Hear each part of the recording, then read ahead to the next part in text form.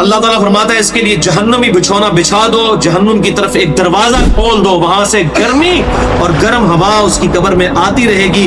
اس کی قبر کو اس قدر تنگ کر دیا جائے گا کہ اس کی پسلیاں ایک دوسرے کے اندر داخل ہو جائیں گی، اور ایک قبیح چہرے والا شخص قبیح لباس میں انتہائی بدبودار حالت میں اس کے پاس آئے گا اور اسے کہے گا تمہیں ایسی چیزوں کی بشارت ہو جو تمہیں غمزدہ کر دے، یہ تیرا وہ دن ہے جس کا تجھ سے وعدہ تھا۔ وہ پوچھے گا تو کون ہے؟ تیرے چہرے سے تو خیر کی توقع نظر نہیں آتی۔ وہ جواب دے گا میں تیرا خبیث عمل ہوں جو تو دنیا میں کیا کرتا تھا۔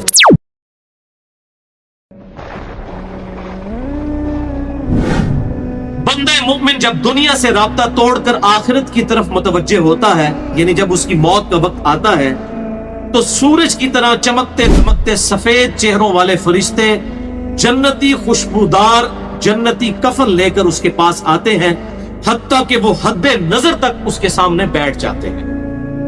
پھر ملک الموت تشریف لاتے ہیں، حتیٰ کہ وہ اس کے سر کے پاس بیٹھ جاتے ہیں۔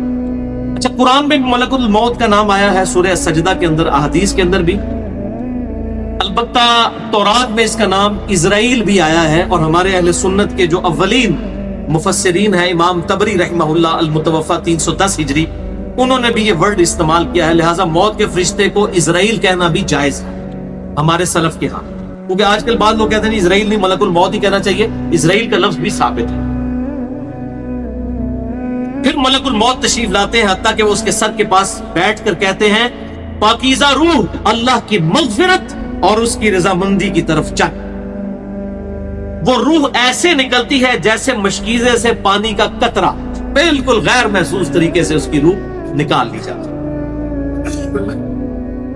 اور جب ملک الموت اس کی روح نکالتے ہیں تو باقی فرشتے اسے آنکھ جھپکنے کے برابر بھی ملک الموت کے پاس نہیں رہنے دیتے، بلکہ اسے فوراً اس کے کفن اور اس خوشبو میں لپیٹ دیتے ہیں جو جنت سے لائی ہوتی ہے۔ پھر اس کی روح کو لے کر بلند ہوتے ہیں، اور فرشتوں کی جس جماعت کے پاس سے وہ گزرتے ہیں تو فرشتے پوچھتے ہیں کہ یہ کیسی خوشبو ہے، تو وہ اس کے دنیا کے ناموں میں سے بہترین نام لے کر بتاتے ہیں کہ یہ فلاں بن فلاں کی روح ہے، حتیٰ کہ وہ اسے آسمان دنیا تک لے پہنچتے ہیں اور اس کے لیے دروازے کھولنے کی اجازت طلب کرتے ہیں، تو جنت کے جو آسمانوں کے دروازے ہیں اس کے لیے کھول دیے جاتے ہیں۔ پھر ہر آسمان کے مقرب فرشتے اگلے آسمان تک اسے پروٹوکول دیتے ہوئے اس روح کے ساتھ جاتے ہیں، حتیٰ کہ اسے 7ویں آسمان تک پہنچا دیا جاتا ہے۔ تو اللہ تعالیٰ فرماتا ہے میرے بندے کا نامہ اعمال علیین میں لکھ دو، جو سورۃ المطففین میں آیا ہے۔ علیین اور سجین یہ دو مقامات ہیں۔ ایمان والوں کی روحیں جو ہے علیین میں ان کا نامہ اعمال لکھا جاتا ہے، اور جو منافقین ہیں مجرم ہیں سجین میں لکھا جاتا ہے۔ سورۃ المطففین سورت نمبر 83 ہے، پارہ نمبر 30 کے اندر۔ اور اسے واپس دنیا کی طرف لے جاؤ، کیونکہ میں نے انہیں اسی دنیا سے پیدا کیا اور اسی میں انہیں لوٹاؤں گا، اور پھر دوبارہ اسی سے نکالوں گا۔ پھر اس کی روح اس کے جسم کی طرف لوٹا دی جاتی ہے، لیکن یہ لوٹنا دنیا کا سا لوٹنا نہیں ہوگا، یعنی وہ لوٹنے کے بعد یہ نہیں ہے کہ مردہ قبر میں کوئی بیٹھ جائے گا ہمیں نظر آئے گا۔ یہ سب کچھ برزخی معاملات ہوں گے جو میں نے پچھلی دفعہ ڈسکس کیے تھے سورہ فاطر کی آیت نمبر 42 کے تحت، کہ نیند کی حالت میں بھی انسان کی روح قبض ہوتی ہے، لیکن اس کو چٹکی کاٹے تو وہ جاگ اٹھتا ہے، روح کا تعلق بھی رہتا ہے اس حالت میں بالکل اس طریقے سے۔ یہ ایک ڈیفرنٹ لائف ہے، برزخی لائف۔ پھر دو فرشتے اس کے پاس آتے ہیں، یعنی اس کی قبر میں، اسے بٹھا کر پوچھتے ہیں، اب یہ وہ 4 سوال یہاں پر آ رہے ہیں اس ڈیٹیل حدیث میں۔ پہلا سوال کرتے ہیں تیرا رب کون ہے؟ من ربک؟ وہ کہتا ہے ربی اللہ، میرا رب اللہ ہے۔ دوسرا سوال پوچھتے ہیں تیرا دین کیا ہے؟ ما دینوں کا، تیرا دین کیا؟ تو وہ کہتا ہے میرا دین اسلام ہے۔ پھر پوچھتے ہیں کہ وہ آدمی جو تم میں مبعوث کیے گئے وہ کون ہے؟ یہاں پر وہ ڈیٹیل آئی، الذی بعث فیکم، وہ شخص جو تم میں مبعوث کیا گیا تھا وہ کون تھا؟ تو یہ جو کہتے ہیں نا قبر میں آپ صلی اللہ علیہ وسلم آ جاتے ہیں، تو یہ کسی حدیث میں بھی نہیں ہے، اس میں ڈیٹیل آ گئی کہ اس سے پوچھا جاتا ہے جو شخص تم میں پیغمبر بنا کر بھیجا گیا وہ کون تھا؟ تو وہ کہتا ہے ہوا محمد رسول اللہ، وہ اللہ کے رسول محمد صلی اللہ علیہ وسلم۔ مسئلہ حاضر و ناظر میرا ریکارڈ ہے، مسئلہ نمبر 7، جس میں میں نے یہ تمام شبہات کلیئر کی۔ یہ 3 سوالوں کے بعد اچھا، جامع ترمذی میں ایک حدیث ہے 3120، اس میں الفاظ ہیں کہ وہ پوچھتے ہیں من نبیو کا، تیرا نبی کون ہے؟ اس میں تو ہے نا کہ اس شخص کے بارے میں تیرا کیا عقیدہ ہے، اس میں من نبیو کا الفاظ ہے، جامع ترمذی 3120۔ اچھا، اللہ کا شکر ہے کہ یہ نہیں پوچھتے تیرا فرقہ کون سا ہے، تو کس امام کی تقلید کرتا تھا، کیڑی مسیدی تو نماز پڑھتا سا ہے، دیکھ لو کوئی چیز، تیرا رب کون ہے، تیرا دین اور نبی صلی اللہ علیہ وسلم۔ تو دنیا میں بھی ہم یہی کہتے ہیں اللہ، رسول، قرآن، یہی بات ہے۔ تو قبر کے اندر جا کر بھی یہی سوال ہو۔ اب وہ جب 3 سوالوں کے جواب دیتا ہے تو فرشتے چوتھا سوال اس سے پوچھتے ہیں، جو میں نے قبر کا چوتھا سوال، مسئلہ نمبر 78، تمہیں کیسے پتا چلا، ان 3 سوالوں کے جواب تمہیں کیسے آئے؟ وہ کہتا ہے میں نے اللہ کی کتاب پڑھی تھی، میں اس کتاب پر ایمان لایا اور میں نے اس کے حق ہونے کی تصدیق۔ اللہ کی کتاب پڑھی ہوگی تو تصدیق کرے گا نا، اگر سنا کے سنی ہوگا تو کیا تصدیق کرے گا؟ ہاں، پڑھا کے سنی ہوگا تو تصدیق کر دے۔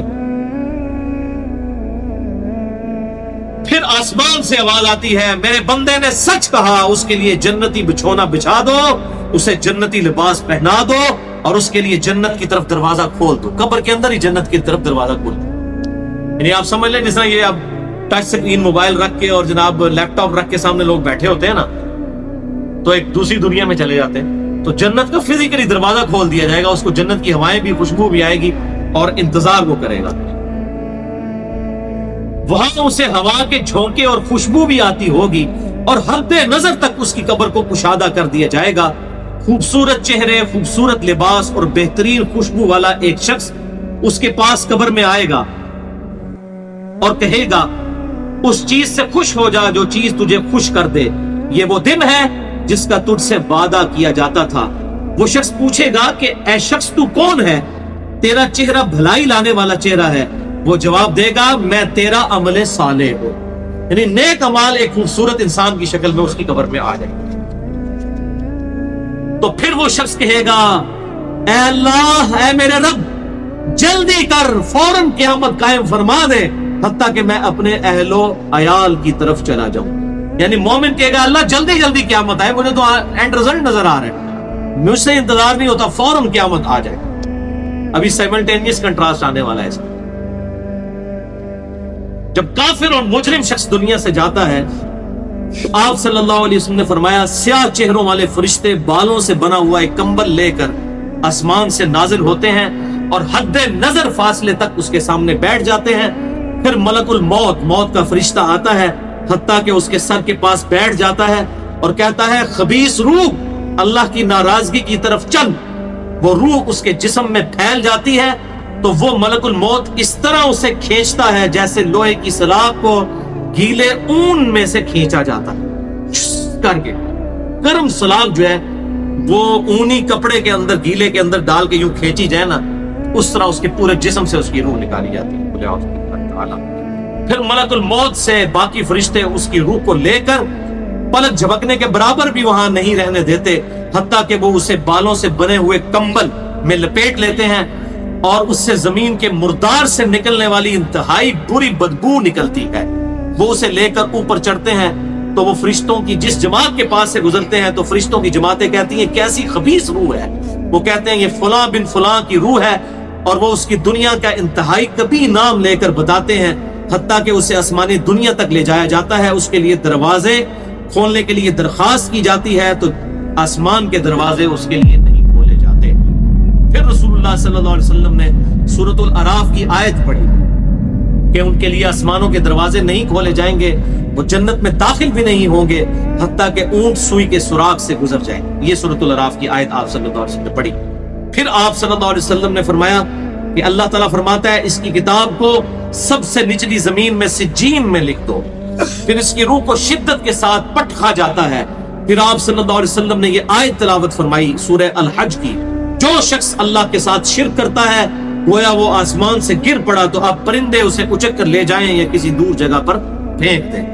پھر اس کی روح اس کے جسم میں لوٹا دی جاتی ہے اور 2 فرشتے اس کے پاس آ کر اس سے پوچھتے ہیں تیرا رب کون؟ اب اس سے بھی سوال ہوتا ہے۔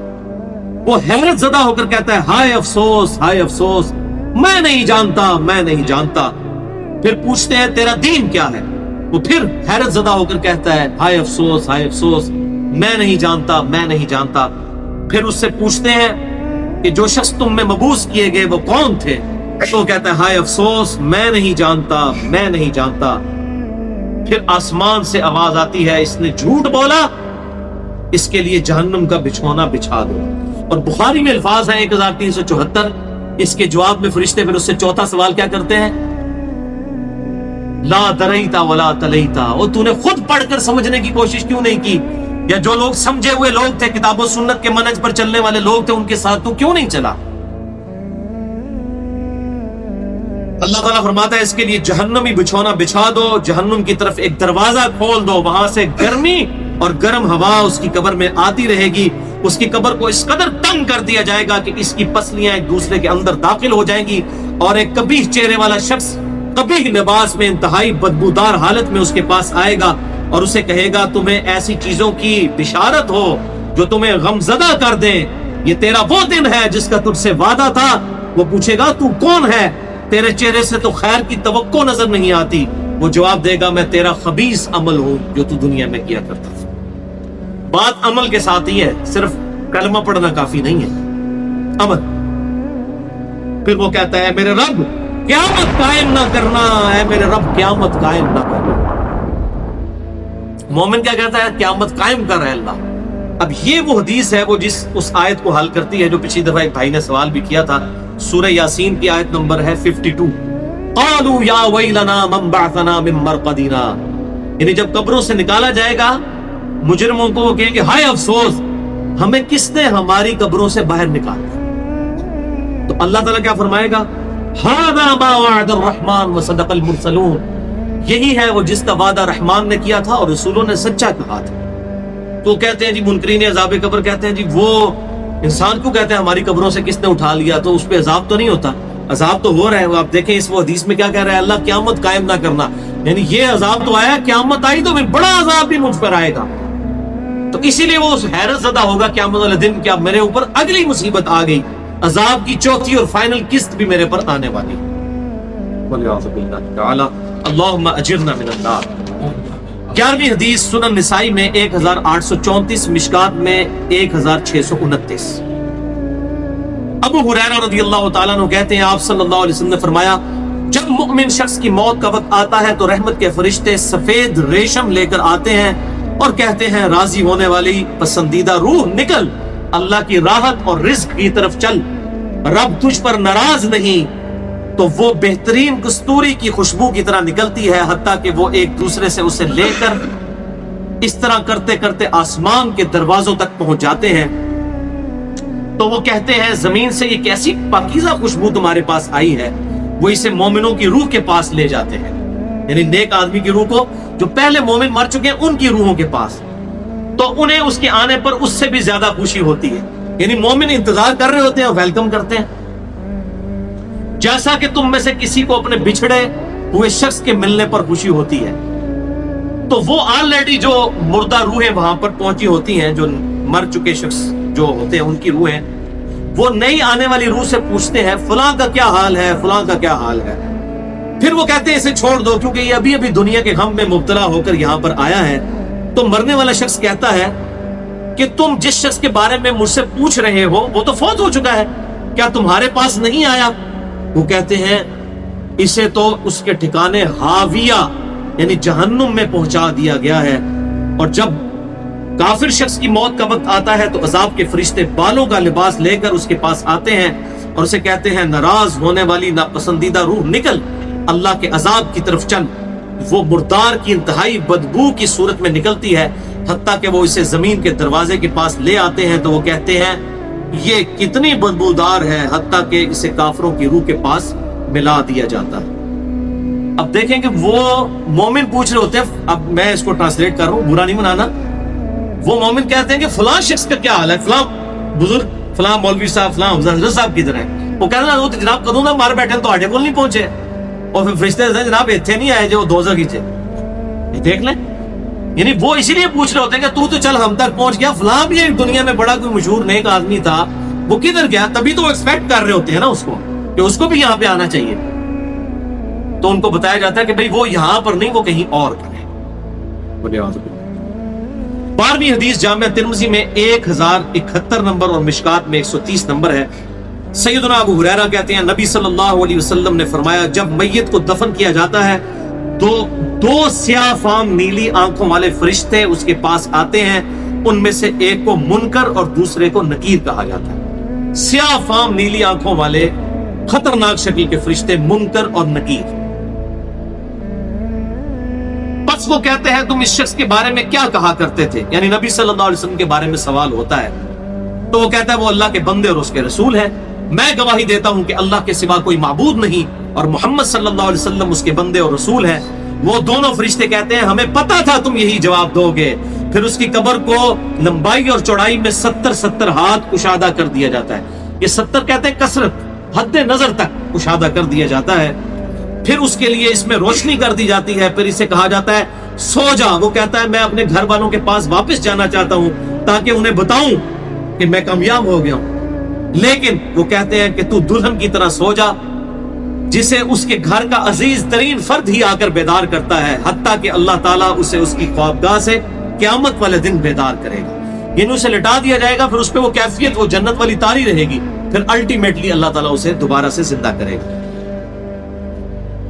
اور اگر وہ منافق ہوا تو وہ کہے گا میں نے لوگوں کو ایک بات کہتے ہوئے سنا تو میں بھی ویسے ہی کہا کرتا تھا، انہیں مجھے نہیں پتا، اللہ کی وہ گواہی نہیں دے سکے گا، رسول اللہ صلی اللہ علیہ وسلم کا اقرار نہیں کر سکے گا، میں کچھ نہیں جانتا۔ وہ فرشتے کہیں گے ہمیں پتا تھا تم یہی کہو گے، پس زمین سے کہا جاتا ہے اس پر تنگ ہو جا، وہ اس پر تنگ ہو جاتی ہے حتیٰ کہ اس کی ہڈیاں اور پسلیاں ایک طرف کی دوسری طرف آ جاتی ہیں، یوں بولے اعوذ باللہ تعالی، اور اسے مسلسل عذاب ہوتا رہے گا حتیٰ کہ اللہ اسے خوابگاہ سے دوبارہ زندہ کرے گا، یعنی قیامت تک اس پر وہ اس حالت میں عذاب رہے گا، ہمیں نظر نہیں آئے گا۔ جیسے سویا ہوا شخص ایک ڈراؤنا خواب دیکھتا ہے وہ تکلیف محسوس کرتا ہے، پاس کھڑا شخص نہیں محسوس کر سکتا۔ اور سنن دارمی میں ایک حدیث ہے صحیح سند کے ساتھ، مشکات میں 134 نمبر ہے کہ آپ صلی اللہ علیہ وسلم نے فرمایا 99 اژدہے اس پر، 99 جو ہے خطرناک ڈینجرس قسم کے سانپ اس پر مسلط کر دیے جاتے ہیں جو قیامت تک اسے ڈستے رہتے ہیں، اور وہ اتنے خطرناک اژدہے ہیں آپ صلی اللہ علیہ وسلم نے فرمایا کہ اگر ان میں سے کوئی ایک بھی دنیا پر اپنی پھنکار پھینک دے تو دنیا کی زمین کبھی سبزہ نہ ہوگا، ایسا زہر ہے ان کے اندر۔ وَلِعَاذُ بِاللَّهِ تَعَالَى اللہم اجرنا من النار، اللہم اجرنا من النار۔ یہ بھائیوں عذاب قبر کیمرے سے نہیں دیکھا جا سکتا، یہ اللہ تعالیٰ نے پردہ رکھا۔ 13ویں حدیث جامع ترمذی میں 2308، سنن ابن ماجہ میں 4267، مشکات میں 132۔ سیدنا عثمان غنی رضی اللہ تعالیٰ عنہ جب بھی کسی قبر کے پاس سے گزرتے تو اتنا روتے کہ ان کی داڑھی تر ہو جایا کرتی۔ ساتھیوں نے پوچھا حضرت جب دوزخ کا ذکر کرتے ہیں اس وقت تو آپ کی آنکھوں میں آنسو نہیں آتے، لیکن قبرستان آ کر آپ پر ایسی حالت کیوں طاری ہو جاتی ہے؟ تو سیدنا عثمان نے فرمایا کہ میں نے اپنے محبوب صلی اللہ علیہ وسلم سے سنا کہ بے شک قبر آخرت کی منزلوں میں سے پہلی منزل ہے، جو اس میں بچ گیا اگلی منزلیں اس کے لیے آسان ہوتی چلی جائیں گی، اور جسے یہاں پر مشکل درپیش ہوئی اس کی اگلی منزلیں اس سے بھی مشکل در مشکل ہوتی چلی جائیں گی۔ پھر آپ صلی اللہ علیہ وسلم نے فرمایا میں نے قبر سے زیادہ سخت اور برا منظر کبھی نہیں دیکھا۔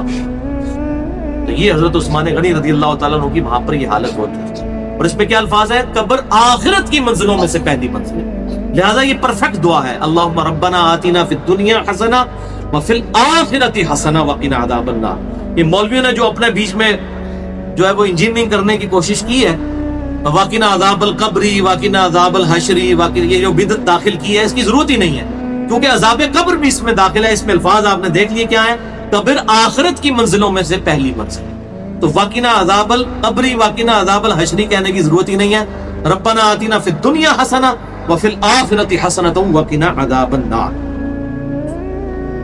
تو اس سے یہ بھی بات پتہ چل گئی کہ قبرستان جانے کا مقصد ہے آخرت کی یاد، جو صحیح مسلم میں حدیث ہے 2259 کہ قبروں پہ جایا کرو تاکہ آخرت کی یاد آئے۔